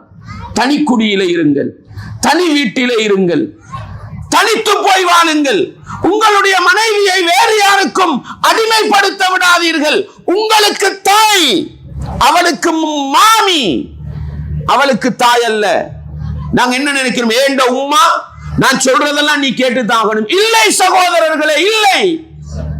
இஸ்லாம் எங்கும் சொல்லவில்லை ஒரு மாமியால மருமகளை அடக்க முடியாது. இஸ்லாத்தின் பார்வையிலே இங்கிருந்து தானே வீட்டுக்குள் கொடுமை ஆரம்பிக்கிறது. உங்களுடைய அக்கா தங்கச்சி மாருக்கு, மைனிமாரிலே, சகோதரனின் மனைவியிலே எந்த அதிகாரத்தையும் இஸ்லாம் வைக்கவில்லை. உங்களுக்கு கூட வைத்தது என்ன தெரியுமா? சில நேரம் 25 வருஷம் வீட்டுல வாழ்ந்தவள் தானே, 20 வருஷம் உம்மா பாப்பாவோட சந்தோஷமா வாழ்ந்தவள் தானே, ஒரு சில நடவடிக்கைகள் அவள்கிட்ட இருக்கும். அதை நீங்களே நேராக்க போகாதீங்க, உடைஞ்சி போயிருவாள் இஸ்லாம் சொல்லுது. மார்க்க வரம்புக்கு உட்பட்டு, மார்க்க வரம்புக்கு வெளியே போனா அல்லாஹ் சொன்னதை சொல்லுங்க, அட்வைஸ் பண்ணுங்க. இஸ்தௌசு பின் நிசாஇ கைரா, பெண்களுக்கு நல்லதை சொல்லுங்க. மனைவியே, நீ இப்படி செஞ்சா நரகம் போயிருவாய், இப்படி செஞ்சா அல்லாஹ்வுடைய தூதருக்கு மாறு செஞ்சிருவாய். அட்வைஸ் பண்ணுங்க, புத்திமதி சொல்லுங்க. மனசு உடைந்து போகிற அளவுக்கு கடுமையாக நடக்காதீர்கள் என்று இஸ்லாம் சொல்கிறது. என்றால் அன்பாண்டவர்களே, 25 வருடம் 20 வருடம் தாயுடைய வீட்டுக்குள் தாயுடைய கண்காணிப்பிலே வாழ்ந்தவள், அவளுக்கு சாப்பாடு ஆக்க தெரியாமல் இருக்கும், ஒரு சுலைமானி ஊட்ட தெரியாமல் இருக்கும், ஒரு ஆடையை அழகாக அயம் பண்ண தெரியாமல் இருக்கும். இதுவெல்லாம் அவளுக்கு கடமை இல்லை சகோதரர்களே. உங்களுக்கு சாப்பாடு ஆக்கி தருவதும் மனிதநேயமே அல்லாமல் கடமை கிடையாது. நல்லா விளங்குங்க, மனிதநேயமே அல்லாமல் கடமை கிடையாது. ஒரு மனைவி சொல்கிறாள், எனக்கு நீ கடையால சாப்பாடு வாங்கி கொண்டு வந்து தாய் என்றால், நீங்கள் சாப்பிடுகிற சாப்பாட்டை அவளுக்கு கொடுக்க வேண்டும். இதான் இஸ்லாம் சொன்னது, இதான் இஸ்லாம் சொன்னது. அடுத்த பக்கத்தை நான் உங்களுக்கு சொல்றேன். ஆனா மனித நேயத்தின் அடிப்படையில நீங்க செலவழிக்கிறீங்க, நீங்க எல்லாம் மீறி அவளுக்கு உதவி பண்றீங்க. அதுக்காக அவள் என்ன செய்வாள்? சாப்பாடு ஆக்கி போடுவாள். விளங்குதா உங்களுக்கு? இது இல்லாம நல்லா விளங்குங்க, உங்களோட குடும்பத்தவர்களுக்கெல்லாம் சாப்பாடாக்கி போட வேண்டும் என்கிற கடமை அவளுக்கு இல்லை. உங்களோட வீட்டுக்கு கணவனுடைய குடும்பத்தவர்கள் எல்லாம் வாராங்க, வார நேரத்தில் அவள் சொல்றாள், என்னால இன்னைக்கு சாப்பாடு ஆக்கலாது, உங்களோட குடும்பத்துக்கு நீங்க ஹோட்டலால ரெஸ்டாரண்டால சாப்பாடு கொண்டு வந்து கொடுங்க என்றால், அப்படி எங்கட மனைவிமார் சொல்றது இல்ல. அப்படி சொன்னாலும் அதை மீறி உங்களுக்கு என்ன செய்ய முடியாது? மனைவியை வெறுக்க முடியாது, மனைவியோடு சண்டை பிடிக்க முடியாது. நீங்கள் தான் சாப்பாடு கொண்டு வந்து உங்களுடைய குடும்பத்தை கவனிக்க வேண்டும். இதெல்லாம் இஸ்லாம் சொல்லி தந்திருக்கிறது சகோதரர்களே. கடமை பட்டியலில் இஸ்லாம் தெளிவாக சொன்னது சகோதரர்களே. இதை விளங்காததனால தானே மனைவியை கொடுமைப்படுத்துகிறோம், மனைவியை அடிமைப்படுத்துகிறோம். நானும் நீங்களும் இஸ்லாத்தின் பார்வையில் முன்மாதிரி முஸ்லிம் கணவன்மார்களாக மாற வேண்டுமாக இருந்தால் முன்மாதிரி மிக்க நபி அவர்களிடத்திலிருந்து வாழ்க்கையை படிக்க வேண்டும் சகோதரர்களே, உறவை படிக்க வேண்டும் சகோதரர்களே. அல்லாஹ் அல் குர்ஆனிலே என்ன சொல்கிறான்? வஆஷிருஹுன்ன பில் மஅரூஃப், உங்களுடைய மனைவிமார்களை நல்ல முறையில் வழிநடாத்துங்கள், அவர்களோடு நல்ல முறையில் வாழ்க்கை நடத்துங்கள்.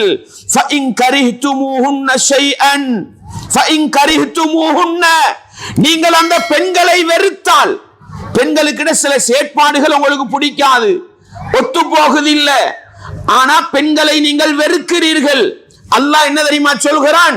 நீங்கள் வெறுக்கின்ற பெண்களை பார்த்து ஃபஅஸா அன் தக்ரஹு ஷைஅன், நீங்கள் ஒன்றை வெறுக்கலாம், வயஜஅல் அல்லாஹு ஃபீஹி கைரன் கஸீரா, நீங்கள் வெறுக்கிற அந்த ஒன்றிலே அல்லாஹ் பல நலவுகளை வைத்திருக்கலாம், பல நலவுகளை வைத்திருக்கலாம். அதனாலதான் ரசூலுல்லாஹ் ஸல்லல்லாஹு அலைஹி வஸல்லம் அவங்க சொன்னாங்க, லா யஃப்ரகு முஃமினுன் முஃமினத்தன் இன் கரிஹ மின்ஹா குலுகன் ரதிய மின்ஹா ஆகர். மூமின்களுக்கு சொன்னார்கள், மூமினான கணவன்மாருக்கு சொன்னார்கள், உங்களுடைய மனைவிமார்களிடத்தில் காணுகின்ற ஒரு சில தப்புகளுக்காக, ஒரு சில தவறுகளுக்காக அவளை நீங்கள் வெறுத்து விட வேண்டாம், அவளை நீங்கள் வெறுத்து விட வேண்டாம்.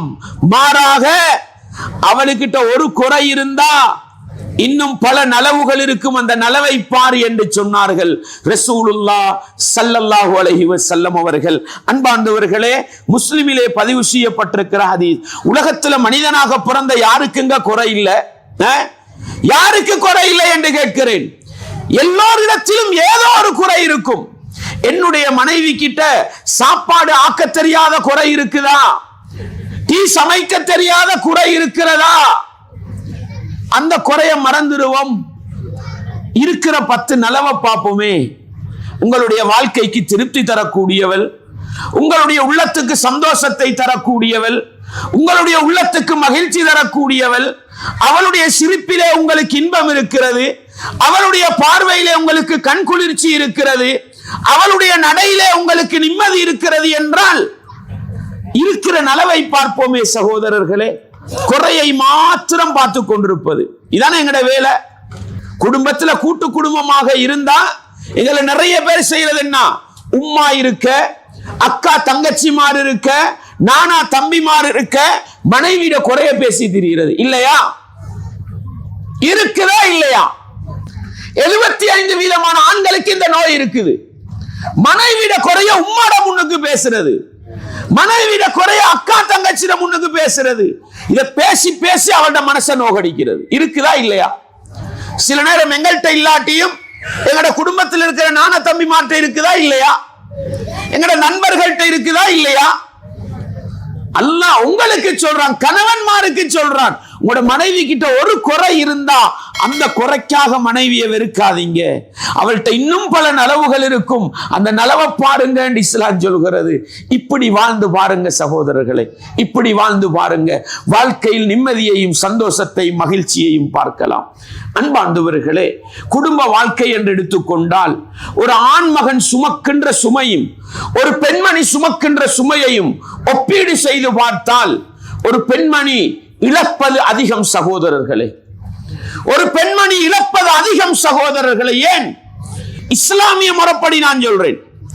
உங்களோட நாட்டு திருமணத்துல நீங்க என்ன பண்றீங்க? திருமணம் முடிச்சுட்டு நீங்க பெண் வீட்டுக்கு போறீங்கன்னா நீங்க செய்ற அநியாயம். பெண் வீட்டாருக்கிட்ட சொத்து பறிக்கிறீங்கண்டா, சீதனம் பறிக்கிறீங்கண்டா, வீடு வாசல் கேட்கிறீங்கண்டா, காணி பூமி கேட்கிறீங்கண்டா, நீங்கள் பெண்களுக்கு செய்கிற துரோகம் அது வேற. இஸ்லாம் என்ன தெரியுமா சொல்லும்? அர்ரிஜாலு கவ்வாமூன அலன் நிசா, ஆண்கள் என்பவர்கள் பெண்களை நிர்வகிப்பவர்கள்.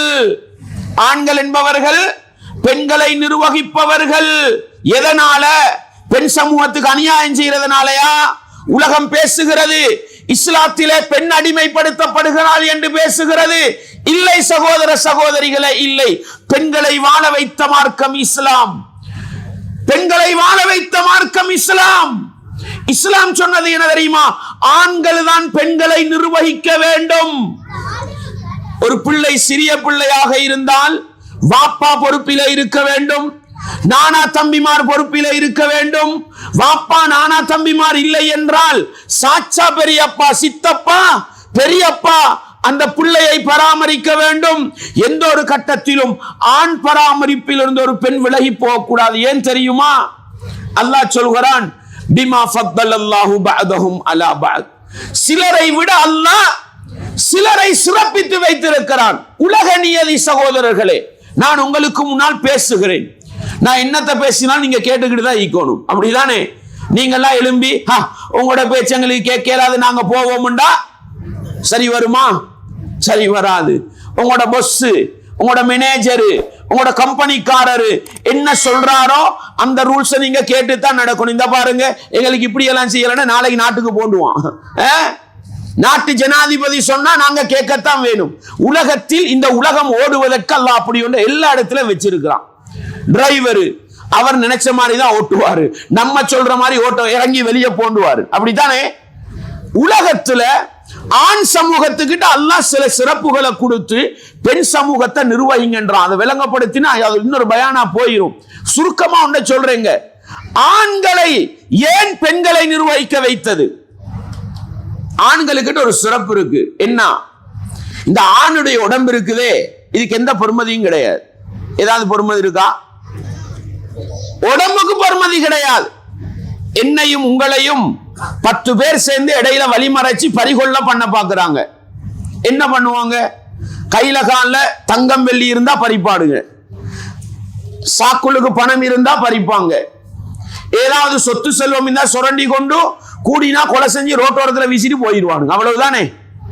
ஆனால் ஒரு பெண்ணை ஒருவன் திருடி விட்டால், ஒரு பெண்ணை கடத்தி சென்றால், தங்கத்தை தேடுவதற்கு முன்னால், பணத்தை தேடுவதற்கு முன்னால், அவளை கொலை செய்வதற்கு முன்னால் அவளுடைய உடம்புல ஒரு பெருமதியான சொத்து இருக்குது. என்ன சொத்து அது?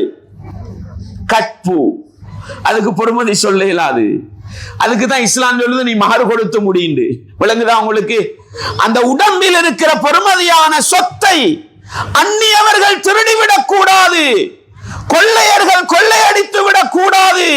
எனவே ஆண் சமூகமே நீங்க பொறுப்பா நின்று பாதுகாருங்கன்னு இஸ்லாம். இது உலகத்துக்கு தெரியல, பெண் சமூகத்துக்கும் தெரியல.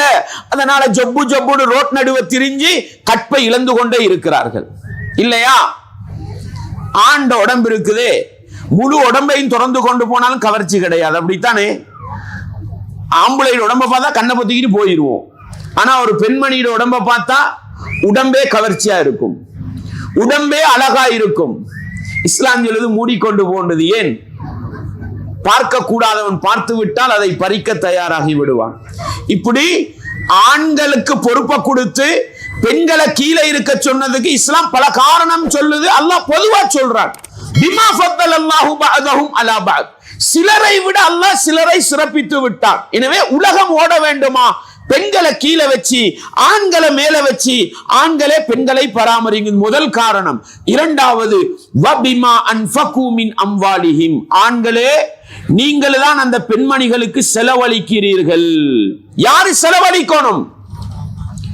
மனைவிமாருக்கு யார் செலவழிக்க வேண்டும்? ஆண்கள். நாங்க தான் செலவழிக்க வேண்டும். வீடு கொடுப்பது ஆணுடைய பொறுப்பு, திருமணம் முடிக்கிற பொழுது மகர் கொடுப்பது ஆணுடைய பொறுப்பு, வலிமா என்ற சாப்பாடு கொடுப்பது ஆணுடைய பொறுப்பு, திருமணம் முடித்த பிறகு அந்த பெண்ணுக்கு ஆடை செலவு, உணவு செலவு கொடுப்பது ஆணுடைய பொறுப்பு. அன்பாண்டவர்களே, என்ன சொல்ல வருகிறேன் தெரியுமா?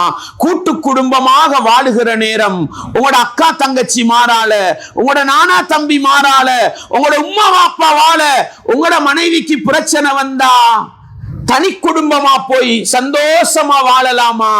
வாழுங்கள் சகோதரர்களே. நீங்கள் உங்களுடைய மனைவியோடு தனியாக வாழ்ந்து கொண்டு தாய்க்கு செய்ய வேண்டிய கடமையை 100% செய்யுங்கள். சகோதரிகளுக்கு செய்ய வேண்டிய கடமையை 100% செய்யுங்கள். சகோதரர்களுக்கு செய்ய வேண்டிய கடமையை 100% செய்யுங்கள். மனைவிக்காக குடும்பத்தை எதிர்க்கவும் வேண்டாம், குடும்ப உறவுகளுக்காக மனைவியை நோவினை செய்து அல்லாஹ்விடத்தில் குற்றவாளியாகவும் வேண்டாம் என்கிற பாடத்தை என்னுடைய இளைஞர் சமூகத்துக்கு, திருமணம் முடித்து வாழுகின்ற கணவன் சமூகத்துக்கு அல்லாஹ்வுடைய மார்க்கத்தை முன்னிறுத்தி சொல்லிக் கொள்கிறேன் சகோதரர்களே. எனவே ஆண் சமூகம் நாங்கள் கணவன்மார்கள் மனைவிக்கு செய்ய வேண்டிய கடமையை சரியாக விளங்க வேண்டும். மனைவியிடத்தில் குறைபாடுகள் இருக்கும், அந்த குறைபாடுகளை தூக்கி பிடித்து அதை வைத்தே மனைவியை பழிவாங்காமல், தன்னுடைய குடும்ப உறவுகளிடத்திலெல்லாம் தன்னுடைய மனைவியை கேவலப்படுத்தாமல், தன்னுடைய மனைவியை தானா ரெஸ்பெக்ட் பண்ணி கண்ணியப்படுத்தி வாழ்வோமாக இருந்தால் உலகத்தில் ஒரு சிறந்த கணவனாக வாழலாம், மறுமையிலும் வெற்றி பெறலாம் என்கிற பாடத்தை நானும் நீங்களும் ஒருபோதும் மறந்துவிடக் கூடாது. அன்பாண்டவர்களே, இஸ்லாமிய உறவுகளே, பாருங்கள், கணவன் மனைவியாக வாழுகிற நேரத்தில் எப்பொழுதுமே ஒரு கணவன் தன்னுடைய மனைவியின் உள்ளத்தில் சந்தோஷத்தை போடுவதில் கவனம் செலுத்த வேண்டும். கடமை முடிஞ்சு ஒரு ஆண் சமூகத்தின் கடமை என்ன, பெண்ணுடைய கடமையை சொன்னோம் நாங்க. இந்த கடமையை விளங்குவதனாலதான் எனக்கு என்னுடைய மனைவி என்னுடைய படுக்கையை பாதுகாக்கிறாள், என்னுடைய வீட்டை பாதுகாக்கிறாள், என்னுடைய பிள்ளை குட்டிகளுக்கு செய்ய வேண்டிய கடமையை செய்கிறாள் என்றால் கடமை முடிந்து விட்டது. அதை தாண்டி செய்வது உபகாரம், மனித நேயம். உங்களோட தாயை மதிக்கிறாளா? உங்களோட தாயை கண்ணியப்படுத்துகிறானா? உங்களோட அக்கா தங்கச்சிமார சாப்பாடாக்கி கொடுத்து வரவேற்கிறானா? இதெல்லாம் மனித நேயமே அல்லாமல் கடமை அல்ல, கடமை அல்ல. அன்பார்ந்தவர்களே, நீங்க என்ன நானா திருமணம் முடிச்சு வாழ்றீங்க, நான் உங்களோட வீட்டுக்கு வாரேன். வார நேரத்தில் உங்களோட மனைவி என்னைய வீட்டுக்கு எடுக்கல, நீங்க வீட்டுல இல்ல, என்னைய வீட்டுக்கு எடுக்கல.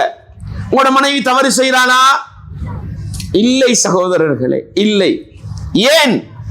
இஸ்லாம் சொல்லும் என்ன தெரியுமா? ஒரு பெண்மணிக்கு கணவனுடைய நானா தம்பிமார் மரணத்துக்கு நிகர் என்று சொல்லும், மரணத்துக்கு நிகர் என்று சொல்லும். அன்பார்ந்தவர்களே, கணவர் வீட்டுல இல்ல, கணவர் வந்த பிறகு வாங்க என்று சொன்னா இதுதான் இஸ்லாத்தின் அடிப்படையில் உங்களுடைய நானாவை மதிப்பது. வாப்பா வந்தா வரவேற்கலாம். ஏன்? வாப்பா மஹரம், வாப்பா மஹரம், அவரை வரவேற்கலாம். அவரை வரவேற்காவிட்டால் கூட அதற்காக மனைவியை நோவினை செய்ய முடியாது, மனைவியை கொடுமைப்படுத்த முடியாது. என்ற குடும்பத்தை ரெஸ்பெக்ட் பண்றாள் இல்ல, மதிக்கிறாள் இல்ல, வாழ்க்கையை விட்டு தூரமாக இயலுமா? தூரமாகலாம், பிரச்சனை இல்லை. அநியாயம் செய்ய முடியாது, கொடுமைப்படுத்த முடியாது. இந்த பகுதியை நானும் நீங்களும் விளங்க வேண்டும். கணவனாக இருப்பவர்கள் நீங்கள் மனைவிமாருக்கு செய்ய வேண்டியது என்ன? தாய்மார்களே, சகோதரிகளே, அல்லாஹ்வுடைய தூதர் மிக தெளிவாக சொன்ன வார்த்தையை பாருங்கள். அல்லாஹ்வுடைய தூதர் சொன்னார்கள், நீங்கள் மனைவிமாருக்கு செய்ய வேண்டிய வலஹுன்ன அலைக்கும், மனைவிமாருக்கு நீங்கள் செய்வது கட்டாயம் என்ன தெரியுமா? ரிஸ்குஹுன்ன வ கிஸ்வத்துஹுன்ன பில் மஅரூஃப், முறையா உண்ண கொடுங்க, முறையா உடுக்க கொடுங்க, வாழ்றதுக்கு இடம் கொடுங்க, இவ்வளவுதான்.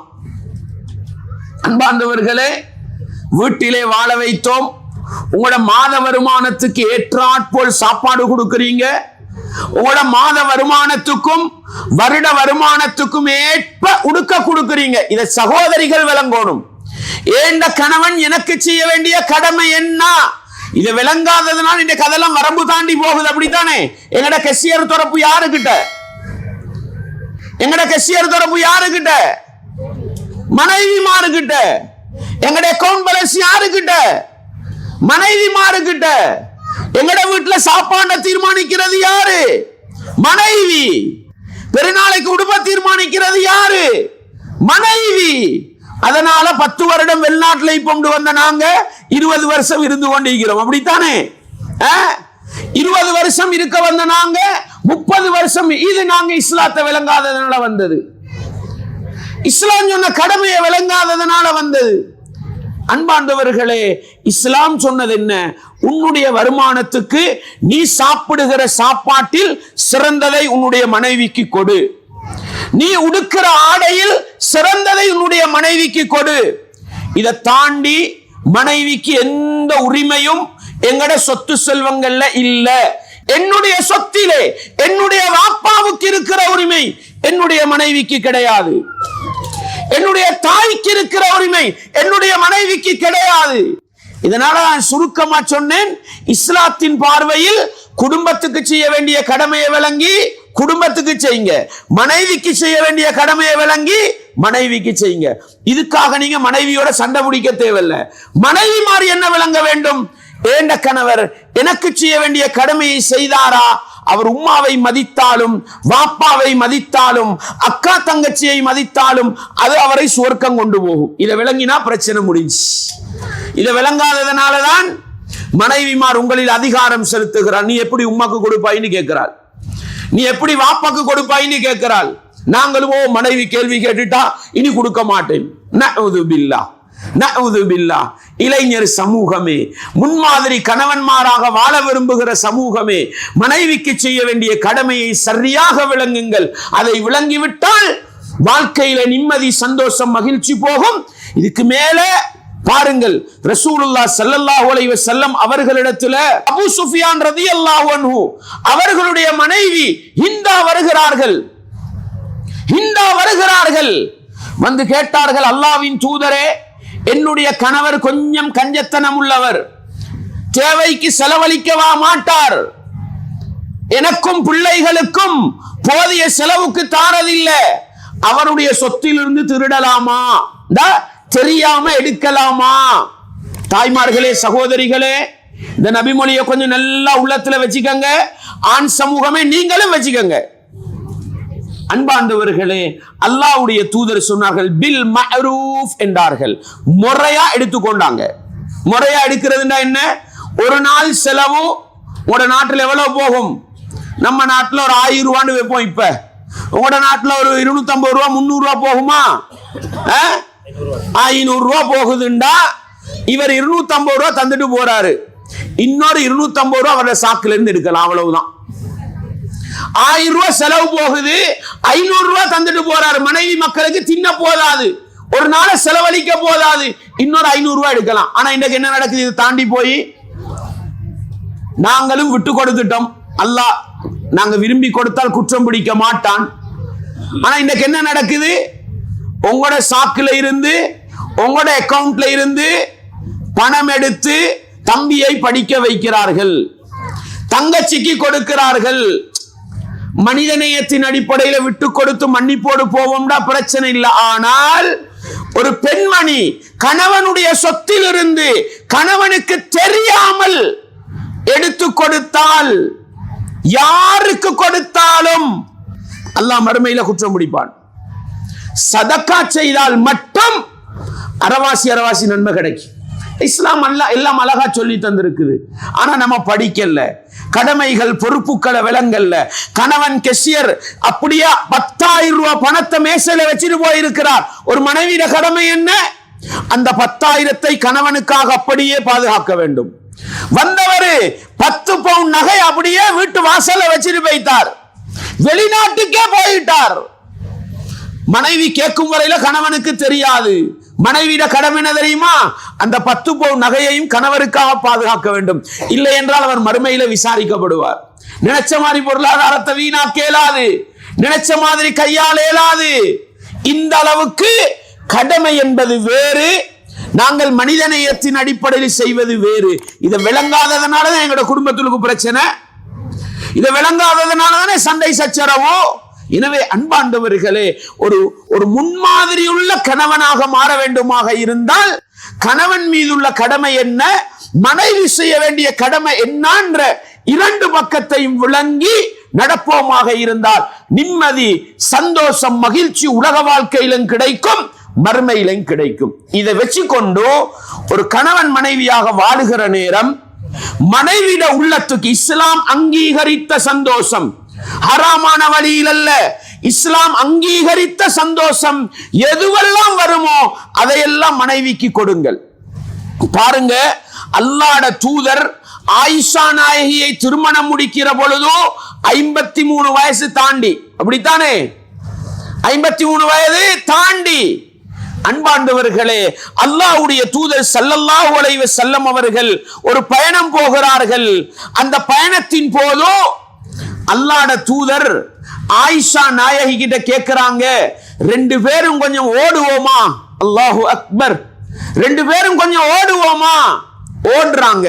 இதெல்லாம் தனி குடும்பமா இருந்தா செய்யலாங்க, கூட்டு குடும்பமா இருந்தா செஞ்சா வேற வேற பிரச்சனை எல்லாம் வந்து முடியும். அதனால நிம்மதி சந்தோஷமா வாழணுமா, தனி குடும்பம் புகுருங்க, அதுதான் ஆரோக்கியம். கூட்டு குடும்பமா இருந்து பிரச்சனைகள் அதிகரிக்குமா, அதுல இருந்து வெளியே வாங்க. அல்லாஹ்வுடைய தூதர் ஆயிஷா நாயகியோடு ஒரு ரேஸ் ஓடுறாங்க, ரேஸ். அதுல ஆயிஷா நாய் ரசூலுல்லாஹ் வெத்துறாங்க, ரசூலுல்லாஹ் வெத்துறாங்க. அன்பாண்டவர்களே, ஆயிஷா நாயகி வெத்துறாங்க. முதல் இதுல ஆயிஷா நாயகி வெத்துறாங்க. கொஞ்சம் காலம் போய் ஆயிஷா நாயகி கொளுத்து கொஞ்சம் உடம்பு பிடிச்சிட்டுது. இன்னொரு பயணம் போகும் பொழுது ஆயிஷா ஓடுவோமா அப்படின்னு ரசூலுல்லாஹ் ஓடுறாங்க. அல்லாஹ்வுடைய தூதர் முந்திட்டாங்க. என்ன சொன்னாங்க? ஆயிஷாவே, அன்றைக்கு நீ வெத்திக்கிறாய், இன்றைக்கு நான் வெத்தினேன். இதுதான் குடும்ப வாழ்க்கை, சமரசம். சகோதரர்களே, சில நேரம் எங்கட வாழ்க்கையிலோட பிரச்சனை தெரியுமா? மனைவியை விட நாங்க கொஞ்சம் மேலண்டா அதை வச்சே மனைவியை போட்டு மிதிக்கிறது. இல்லை சகோதரர்களே, இல்லை. சில நேரம் கணவனுக்கிட்ட சில பலவீனம் இருந்தா அதை வைத்தே மனைவி போட்டு மிதிக்கிறது. இதனாலதானே குடும்ப வாழ்க்கையில சந்தோஷம் இல்ல. ஒருவர் பரஸ்பரம் சந்தோஷத்தை உள்ளத்துக்குள் நுழைவிக்கிற பண்பு இருந்தால் வாழ்க்கையில் நிம்மதி சந்தோஷம் அங்கேதான் இருக்கிறது. அல்லாஹ்வுடைய தூதர் ஸல்லல்லாஹு அலைஹி வஸல்லம் அவங்க ஒரு பெருநாள் தினம் கருப்பர்கள் எல்லாம் விளையாடி கொண்டிருக்கிறார்கள். ஈட்டி எறிஞ்சு அம்பெறிஞ்சு விளையாடுவாங்க. ஆயிஷா நாயகி ரசூலுல்லாஹ்வுக்கு பக்கத்துல வந்து அவர்களுடைய தோள் புயத்துல தன்னுடைய தாடையை வைத்து என்ன செய்கிறார்கள், அந்த விளையாட்டு காட்சியை பார்த்து கொண்டிருக்கிறார்கள். சில அறிவிப்புல ரசூலுல்லாஹ்வோட உடம்புக்கு மறைஞ்சி பின்னுக்கு இருந்து பார்த்து கொண்டிருக்கிறாங்க.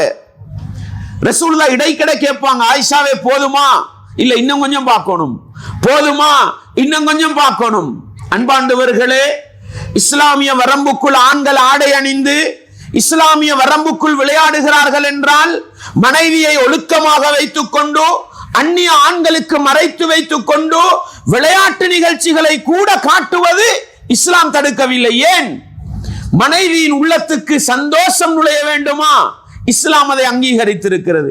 இன்றைக்கு கணவன் மனைவியா கூட்டு குடும்பமா வாழ்ற நேரம் கொஞ்சம் மனைவியோட கருத்துல கைய போட்டா போதும், அப்படிதானே? இதெல்லாம் ஒழுக்கமான்னு கேட்கறது குடும்பத்துல 2 பேர் வந்து நிப்பாங்க.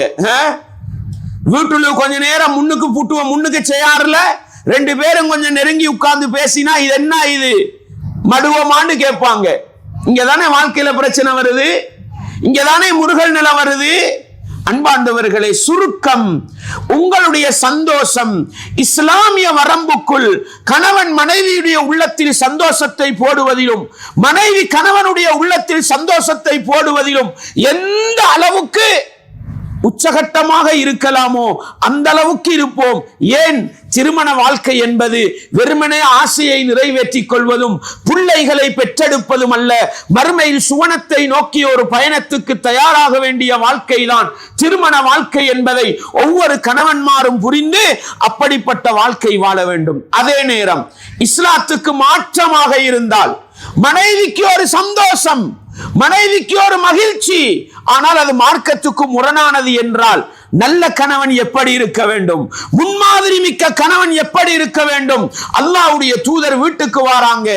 மனைவி ஆயிஷா ரலியல்லாஹு அன்ஹா அவர்கள் வீட்டுக்கு ஒரு சீலையை தொங்க போட்டிருக்கிறார்கள். கேட்டு நின்று சொல்வோம், ஒரு திரையை தொங்க போட்டிருக்கிறார்கள். அதிலே சில உருவப்படங்கள் இருக்கிறது. அல்லாஹ்வுடைய தூதர் வீட்டு வாசல் அப்படியே நின்றுறாங்க. புகாரில முஸ்லிம் எல்லாத்திலும் வர ஹதீஸ். பல தடவை நாங்க படிச்சிருப்போம், கேட்டிருப்போம், ஆனா உணர்றது இல்ல. வந்த அல்லாஹ்வுடைய தூதர் வீட்டு வாசல்ல நின்றாங்க, உள்ளுக்கு போகல. ரசூலுல்லாஹ் சில அறிவிப்புல வருது, முகத்தின் நிறமெல்லாம் மாறி விடுகிறது. ஆயிஷா நாய் கேட்டாங்க, அல்லாஹ்வின் தூதரே, நான் ஏதாவது தப்பு செஞ்சிட்டேனா, தவறு செஞ்சிட்டேனா, ஏன் வீட்டுக்குள் வராமல் இருக்கிறீர்கள் என்று கேட்ட பொழுது அல்லாஹ்வுடைய தூதர் சொன்னார்கள், இது என்ன உருவப்படம் உள்ள ஒன்றை தொங்க வைத்திருக்கிறாய் என்று கேட்கிற பொழுது அல்லாஹ்வுடைய தூதர் சொன்னார்கள், எந்த வீட்டில் உருவப்படம் காட்சிப்படுத்தப்படுமோ அந்த வீட்டுக்கு மலக்குமார்கள் வரமாட்டார்கள், நான் உள்ளே வரமாட்டேன், நீ அதை கிழித்து தலையணைக்கு போட்டுவிடு என்று அல்லாஹ்வுடைய தூதர் சொன்னார்கள். அதை ஆயிஷா நாயகி செய்த பிறகுதான் ரசூலுல்லாஹ் வீட்டுக்கு போனார்கள். கணவன் மனைவியுடைய வாழ்க்கையில் மனைவி சுவர்க்கம் நுழைவதற்கு வழிகாட்ட வேண்டுமே அல்லாமல் மனைவியிட விருப்பம், மனைவியிட அன்பு, மனைவியிட பாசம், அவள் என்ன ஹராத்தை செய்தாலும் நான் திருப்தி அடைவேன் என்றால் கணவன் நீங்களும் நேரடியாக சுவர்க்கம் போக முடியாது, மனைவியும் சுவர்க்கம் போக முடியாத நிலை வரும். எனவே முன்மாதிரி மிக்க ஒரு கணவன் எப்பொழுதும் தன்னுடைய மனைவியை சுவர்க்கம் அழைத்து செல்வதில் கவனமாக இருக்க வேண்டும். ஏன்? அல்லாஹ் அல் குர்ஆனிலே ஈமானிய சமூகத்தை அழைத்து என்ன சொல்கிறான்? யா அய்யுஹல்லதீன ஆமனூ, ஈமான் கொண்டவர்களே, கூ அன்ஃபுஸக்கும் வ அஹ்லீக்கும் நாரா, நீங்கள் உங்களையும் உங்களுடைய குடும்பத்தையும் நரகத்தில் இருந்து பாதுகாத்துக் கொள்ளுங்கள் என்று சொல்கிறான். உலக சந்தோஷம் மட்டும் ஒரு முஃமினுக்கு சந்தோஷம் அல்ல, மறுமையிலே வெற்றி தருகிற சந்தோஷம் தான் ஒரு முஃமினுக்கு சந்தோஷமாக இருக்க வேண்டும். எனவே சுருக்கமாக சொல்வதானால் ஒரு கணவன் எப்படி இருக்க வேண்டும்? மறுமையிலே சுவனத்தை பெற்று தருகின்ற, மறுமையிலே நரகத்தில் கொண்டு போய் சேர்த்து விடாத எதை செய்தும் மனைவிட உள்ளத்துக்கு நிம்மதி சந்தோஷத்தை போடலுமா போடுங்க. அல்லாஹ்வுடைய தூதர் குடும்ப வாழ்க்கையின் சந்தோஷத்திலே எந்த அளவுக்கு சொன்னார்கள் தெரியுமா? உம்மு குல்சூம் ரலியல்லாஹு அன்ஹா என்ன சொன்னார்கள்? அல்லாஹ்வுடைய தூதர் மனைவி அல்லவா, என்ன சொன்னார்கள்? அல்லாஹ்வுடைய தூதர் பொய் பேசுவதை அனுமதிக்கவில்லை, ஆனால் 3 விஷயத்தில் அனுமதிச்சாங்க. ஒன்று, யுத்தகலத்தில் பொய் சொல்லுவது, யுத்தகலத்தில் பொய் சொல்லுவது. இரண்டாவது, அல்லாஹ்வுடைய தூதர் சொன்னாங்க, பிரிந்திருக்கின்ற சண்டை பிடித்துக் கொண்டிருக்கிற 2 பேரை ஒற்றுமைப்படுத்துவதற்காக. மூன்றாவது சொன்னது என்ன தெரியுமா? கணவன் மனைவிக்கிடையிலே சொல்கிற பொய் என்றார்கள். என்ன பொய்? வாக்களிக்கிற பொய் அல்ல, வாக்களிக்கிற பொய் அல்ல, ஏமாற்றுகிற பொய் அல்ல, துரோகம் இழைக்கிற பொய் அல்ல, உள்ளத்துக்கு சந்தோஷத்தை போடுற பொய் ஒன்று இருக்குது. என்ன? சாப்பாடாக்கி வச்சிருப்பாள், ருசியே இருக்காது, நம்ம பிளேட்டை தூக்கி முகத்துக்கு ஒரே அடி. இதானே பிரச்சனை. அன்பாண்டவர்களே, ஒரு நாளைக்கு சொல்லி பாருங்கள், மாஷா அல்லாஹ் இன்றைக்குதான் சாப்பாடு ருசியா இருக்குதுன்னு சொல்லி பாருங்க, நாளைக்கு அவள் அதை விட ருசியாக சாப்பாடு தர வேண்டும் என்று ஆசைப்படுவாள். இதான் மனைவிட மனநிலை.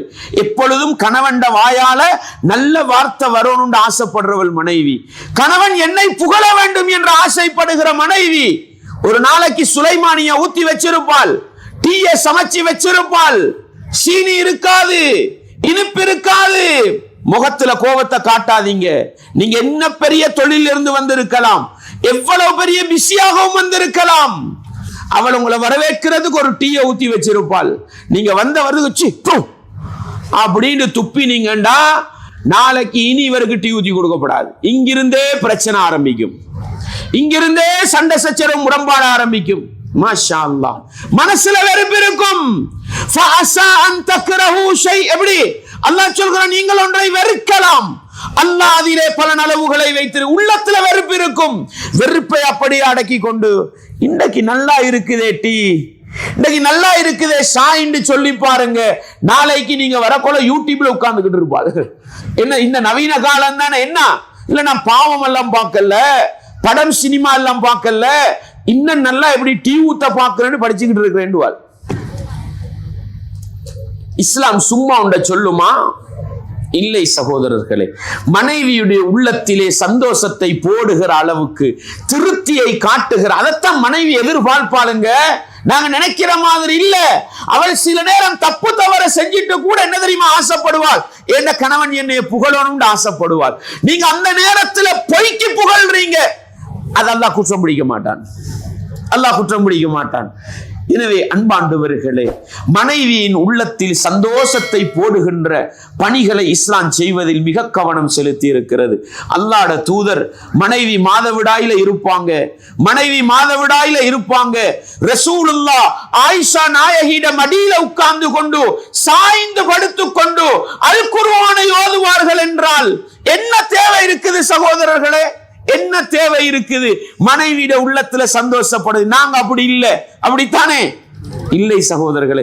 அல்லாஹ்ட தூதர் இஅ்திகாஃப்ல இருப்பாங்க சகோதரர்களே.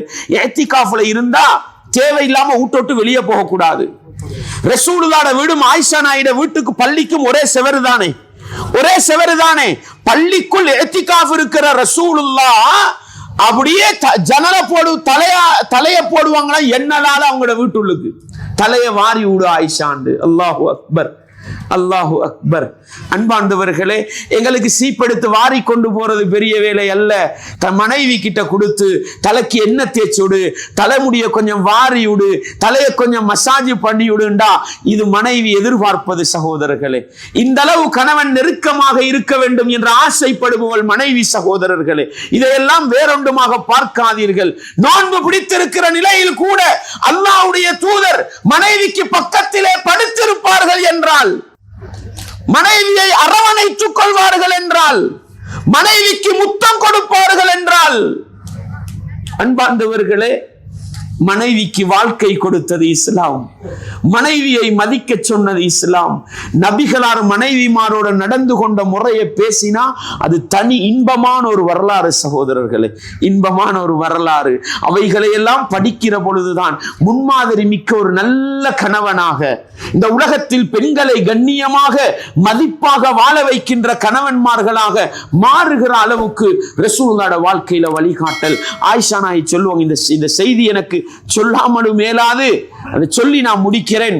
ஆயிஷா நாயகி சொல்லுவாங்க, சதை துண்டு இறைச்சி நிறைந்த முள்ளை நான் கடிப்பேன், மாதவிடாயோடு இருக்கிற காலமாக இருக்கும், கடித்து விட்டு அல்லாஹ்வுடைய தூதருக்கு கொடுப்பேன். அல்லாஹ்வுடைய தூதர் நான் எந்த இடத்தில் வாய் வைத்து கடித்தேனோ அதே இடத்தில் வாய் வைத்து அல்லாஹ்வுடைய தூதர் அந்த இறைச்சியை கடிப்பார்கள் என்று சொன்னார்கள். ஒரு மனைவி எதிர்பார்ப்பது என்ன சகோதரர்களே? ஒரு பாத்திரத்திலே நான் தண்ணீர் கொடுப்பேன், குடித்துவிட்டு மிஞ்சியதை நபிகளாருக்கு கொடுப்பேன். அந்த பாத்திரத்தில் நான் எந்த இடத்தில் வாய் வைத்தேனோ அதே இடத்தில் வாய் வைத்து அல்லாஹ்வுடைய தூதர் குடிப்பார்கள் என்று சொன்னார்களே ஆயிஷா நாயகி. அல்லாஹு அக்பர், அல்லாஹு அக்பர். அல்லாஹ்வுடைய தூதரும் நானும், அல்லாஹ்வுடைய தூதரும் நானும் ஒரே பாத்திரத்தில் அள்ளி குளிப்போம். இன்றைக்கு மாதிரி சவறு போட்டு குளிக்கிற காலம் இல்லையே. அன்றைக்கு சின்ன பாத்திரத்துல தண்ணியை நிறைச்சி குளிப்பாங்க.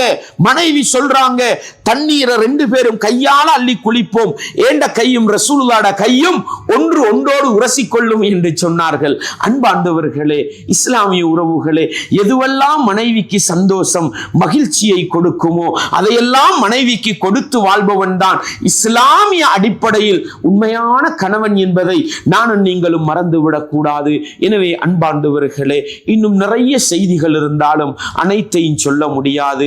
உங்களுக்கு எடுத்துக்காட்டுக்கு சில செய்திகள். ஏன் உண்மையான கணவன்மாரா வாழ வேண்டுமா?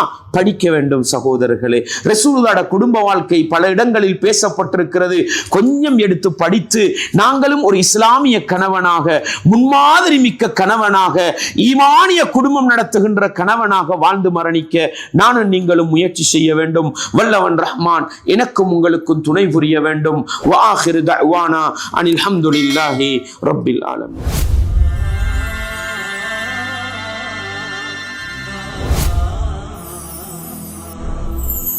شكرا ربي شكرا.